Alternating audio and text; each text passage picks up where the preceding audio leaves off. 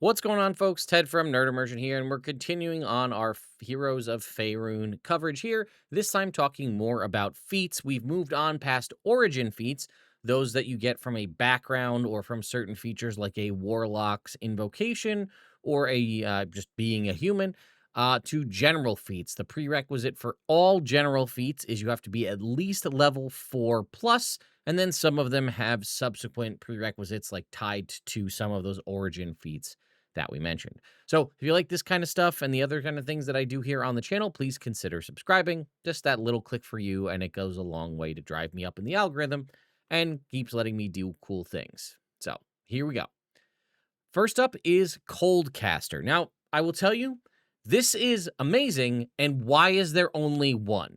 This is a phenomenal concept of just like taking things beyond just like elemental adept, right? So let's say you as a character or a caster in the game decide you want to specialize in a damage type. Now, maybe there's not necessarily the best reason to do so, right? Diversification of damage types is probably not a bad thing, especially if you come across something that happens to be resistant or immune to cold, but or any damage type, elemental or otherwise.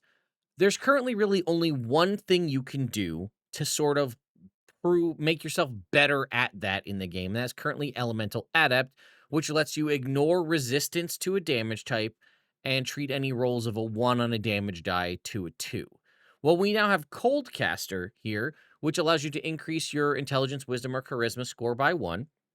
You learn the Ray of Frost cantrip, and if you already know it, you learn a different wizard cantrip of your choice.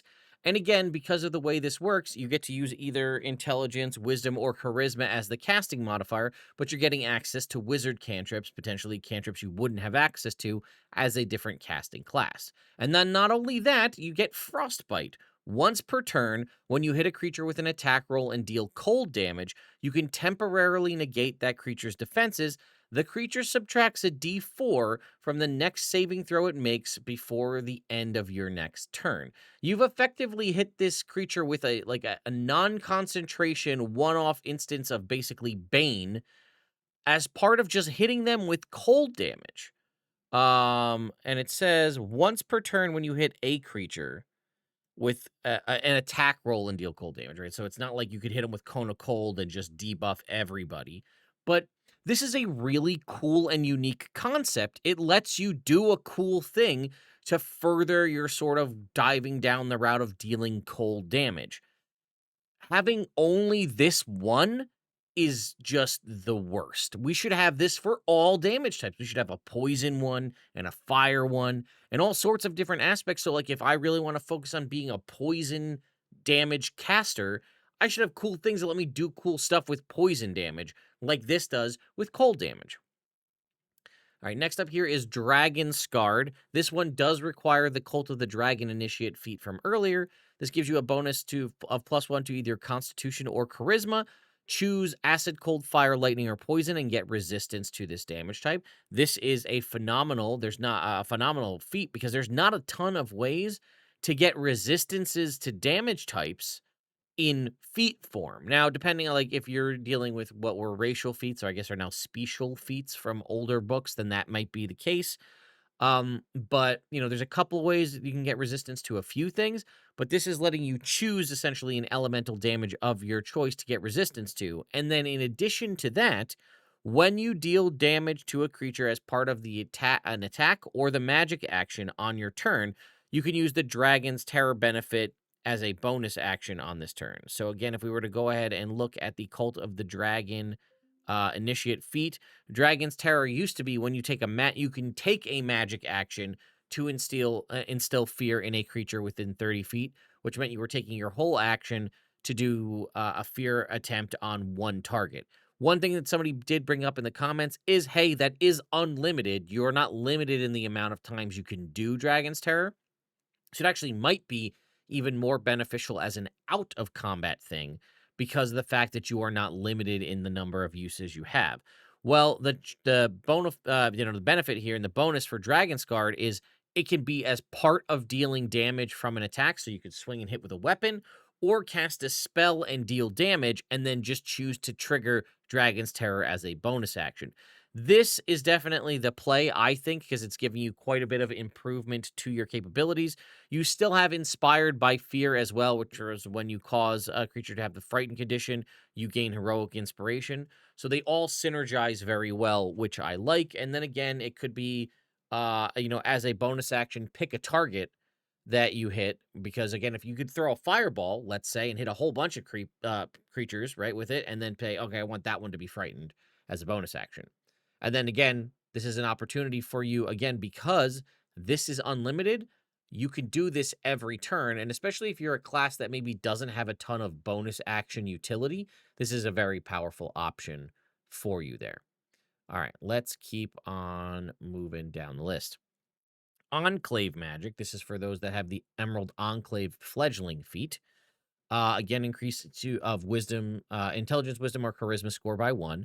You have advantage on ability checks when taking the influence action with beasts. Again, this is one of the sort of newer actions that's codified here in 2024. This is essentially your social aspect action where you attempt to kind of improve your standing with a creature, whether that's in deception, intimidation, or so on, or animal handling. Uh, so you have advantage on ability checks to improve or when taking the influence action with beasts. And then you also always have the Beast Sense spell prepared, which is for the duration. You can perceive through the senses of a creature as well as your own. When perceiving through the beast senses, you have access to whatever special senses it might have. You can cast this once without using a spell slot, and you regain the ability to do so in that way again when you finish a long rest. When you cast it without a spell slot using this feature, it does not require concentration. You can also cast this with any spell slots you have, and then obviously the ability score is going to be the one you increased here that you're going to use for casting.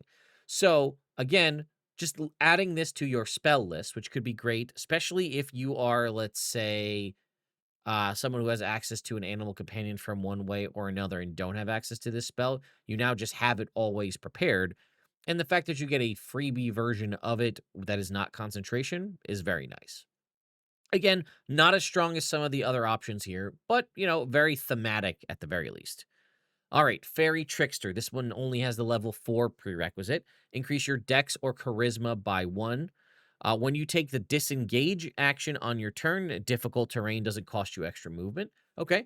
Obviously, this has a bunch of opportunities here if you are someone who has access to disengage as a bonus action, like, say, a rogue or maybe a monk, or even just in general. So, this is an always on thing. This is something I really like about these feats, and I like where I've kind of seen the trajectory of the game going.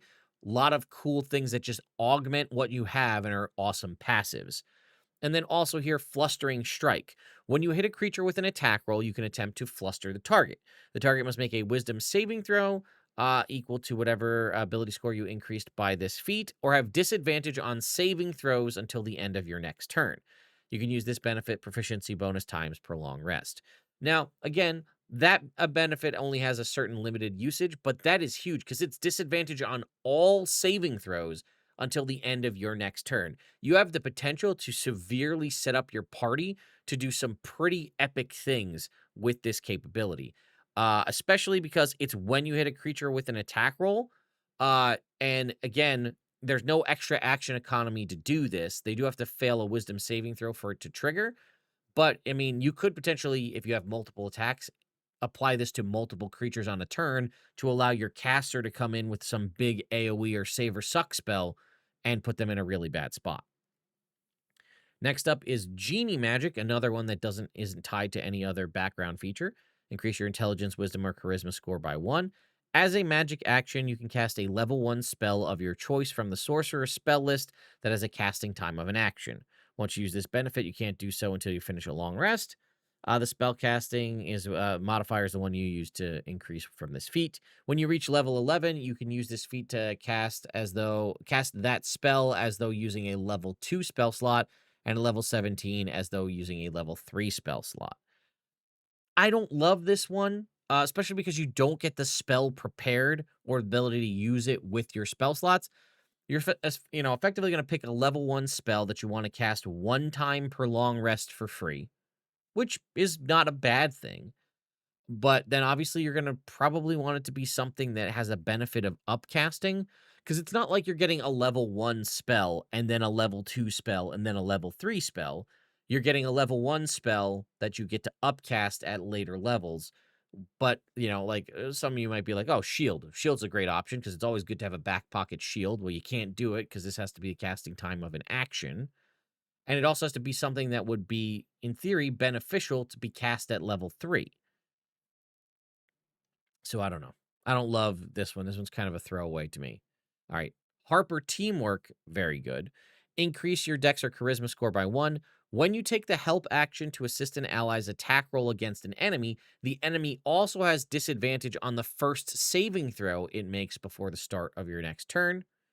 And then in addition, if you succeed on a saving throw to end the frightened or paralyzed condition on yourself, you can choose one ally within 30 feet that has the same condition, and that condition immediately ends for the ally. So again, reminder, Harper Agent is now you can use the help action out to 30 feet.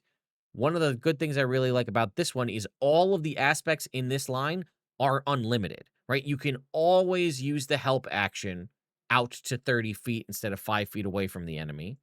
And when you use the help action, which you can again now do at a distance, the enemy that you're using the help action, to aid in the attack has disadvantage on the first saving throw before the start of your next turn. Again, potentially queuing somebody up for a big move. And if just always on, if you succeed on a saving throw versus frightened or paralyzed, and an ally within 30 feet of you has that condition as well, you just end it. No save, no action economy, no limited usage, just always on. All right, Lordly Resolve here. This is the Lord's Alliance sort of step up feat. Increase your strength or charisma score by 1. As a bonus action, choose up to 3 creatures within 60 feet of you that can see you. Each target can immediately take a reaction to right itself and end the prone condition, provided its speed isn't 0. Additionally, you bolster the target's resolve, which lasts for 1 minute or until you have the incapacitated condition. While bolstered, a target can't be possessed or gain the charmed or frightened condition. If it already has the charmed or frightened condition, it now has advantage on the saving throw against that effect, and that is once per long rest. I think that's the entire benefit, because it says once you use this feature, you can't do so till you finish a long rest. I don't know if that's the standard bearer first line or the entire feature. This is okay. It's not great, because it's very situational. It's good when it's useful, right? As a bonus action, choose up to 3 creatures to have them get themselves back up from prone. So if an enemy did like a big AoE knock prone, but the target's taking their reaction to do so. And then again, additionally, you're bolstering their resolve against Charm and Frightened. This is a lot of things that have to happen at the same time. And again, that potentially all of that is once per long rest. All right, Mythal Touched. I don't. Maybe I misread it the first time, but I don't like this one. This is essentially Wild Magic, the feat. Increase your intelligence, wisdom, or charisma by 1. If a spell attack hits you, or you fail a saving throw against a spell, you can take a reaction to roll on the Mythal Touched magic table to create a magical effect. If an effect requires a saving throw, it's tied to the intelligence, wisdom, or charisma module increased when you chose this feature. And you can use this benefit a number of times equal to your proficiency bonus per long rest. So we have this table below. So again, this triggers when you are hit with an attack roll or you fail a saving throw against a spell. You're going to burn your reaction to roll on this d20 table to see something happening. So you and each creature within 15 feet of you makes a dexterity saving throw, taking force damage equal to 1d8 times the level of the triggering spell on a failed save or half as much on a success. So again, there's no guarantee that that does anything to the enemy. If the enemy hits you with an attack roll from far away, you could potentially just kill your whole party with this. All right, it's a d8 times the level of the triggering spell. So if they hit you with like a 4th level spell, it's going to be whatever comes up on the d8 times 4. And it's going to be to you and everybody within 15 feet of you, friends and foes alike. That's on a 1 or a 2 on the d20. 3 to 7, you and the triggering spellcaster form a telepathic link for an hour. Again, if they hit you with an attack roll or a saving throw, I don't know if I want to be linked to somebody who's attacking me. 8 to 10, gravity is reversed in a 15-foot radius, 60-foot tall cylinder centered on you for a minute as per the reverse gravity spell. 11 to 13, you and the triggering spell's caster each make a constitution saving throw. On a failure, the creature is stunned until the end of its next turn. You, at 14 to 17, gain a +2 bonus to AC for a minute, potentially turning the triggering spell into a miss if it was a spell attack. Doing nothing else if it was a saving throw, just giving you the bonus to AC. 18 to 19, any flammable, non-magical object within 10 feet of the triggering spell's caster that isn't being worn or carried by another creature bursts into flame, takes D4 fire damage, and is burning. And if there is a 20, the triggering spell dissipates with no effect, and the action, bonus action, or reaction used to cast it is wasted. If the spell was cast with a spell slot, the slot isn't expended. I mean, maybe you guys like this if you're very big into like the concept of wild magic and stuff, but I hate this. I'm never going to take this feat. All right, Order's Resilience. This is the Order of the Gauntlet step up here. Increase your strength, wisdom, or charisma by 1. When you have the prone condition, you can right yourself with only 5 feet of movement. Never a bad thing. And then Stronger Together. If you're within 5 feet of an ally that doesn't have the incapacitated condition, you and that ally have advantage on strength saving throws. I mean, I guess if you're going to be like, because I think to break a grapple is a strength saving throw now. This isn't bad. The resurge point is pretty good to be able to stand up with only 5 feet of movement. That's pretty solid. Again, Stronger Together is going to be good when it's useful, but it's situational. A lot of these other ones have like the Harper one, right, is a kind of a much more beneficial, more useful option. But Purple Dragon Commandant. Increase your strength or dex by 1. Encourage ally here. As a bonus action, you bolster one ally you can see within 30 feet. That ally gets temporary hit points equal to 2d6 plus the ability modifier you increase with this feat. You can take this bonus action a number of times equal to proficiency bonus per long rest. And then, again, you have advantage on attack rolls while bloodied. So this is, again, remember that the Purple Dragon Rook feat gave you, when you roll initiative, you can choose a number of creatures equal to your proficiency bonus to get heroic inspiration. So you're just granting inspiration when you roll initiative. Again, that's only once per long rest. But then you also have the opportunity to proficiency bonus times per long rest, juice one of your allies up as a bonus action with a little bit of temporary hit points. And again, if you're bloodied, you just flat out have advantage on all attack rolls. Which, again, obviously you don't want to be in a situation where you are bloodied, but potentially that could be very useful, especially if you maybe find yourself out to be like a rogue, where advantage is going to get you sneak attack all the time. We get the Spellfire Adept feat here, which requires Spellfire Spark, or the spellcasting or pack magic features. You don't necessarily have to have Spellfire Spark to get it. Increase your intelligence, wisdom, or charisma by 1. Once per turn, when you cast a spell that deals radiant damage, you can expend up to 2 hit point dice, roll them, and add the total roll to 1 damage roll of the spell. And then again, Searing Spellfire. When you make a damage roll that deals radiant damage, it ignores resistance to radiant damage. This is very powerful, again, considering you could also potentially use this as a paladin, because Divine Smite in 2024 is in fact a spell. So if you're casting Divine Smite to deal radiant damage, which it does do, you could then possibly tack on another 2d10 extra, maybe 4d10 if you crit, because of the fact that you're dealing radiant damage. And then if, they happen to be resistant to radiant damage, they aren't anymore, which is pretty sick. Street Justice, another one that is pretty cool. This is not tied to anything specifically. Increase your strength or dex by 1. You have advantage on attack rolls against a creature grappled by you. So if you want to remember, you don't have to grapple with 2 hands. You can grapple with 1. So you could potentially build yourself almost like a wrestler grappler character that when they grapple someone, you now have advantage on all attack rolls against them. Typically, you only have advantage on creatures you have restrained. So this gives you the opportunity to kind of grapple somebody pretty easily and then make attacks at advantage. When you use chain, manacles, or rope to bind a creature, add your proficiency bonus to the DC to escape or burst the chain, manacles, or rope. Again, situational, but if you want to be a sort of grappler, bounty hunter type, that could be very beneficial. Tough Talk, a creature's hostile attitude doesn't impose disadvantage on your intimidation checks. Again, we're talking about the Hostile attitude is when you're kind of going to influence somebody.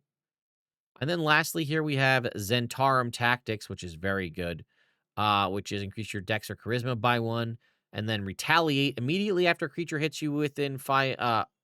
After a creature within 5 feet of you hits you with a melee attack, you can make an opportunity attack against that creature. Just for free. They hit you with a melee attack, you get a free opportunity attack against them. If you have things that trigger off of opportunity attacks, those just happen now. And then Versatile Merc, when you finish a long rest, choose a skill in which you have proficiency. You have expertise in that skill until you finish a long rest.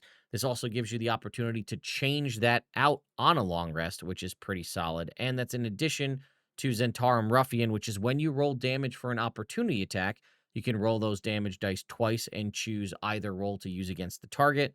So between having the ability to just when somebody hits you, make an opportunity attack and then have basically freebie savage attacker, but notice it's also roll the damage dice twice. So if you're doing sneak attack, that rolls twice. If you're doing divine smite, that rolls twice as well. And then again, a freebie skill proficiency switching out to expertise when you need it on a long rest. Very strong.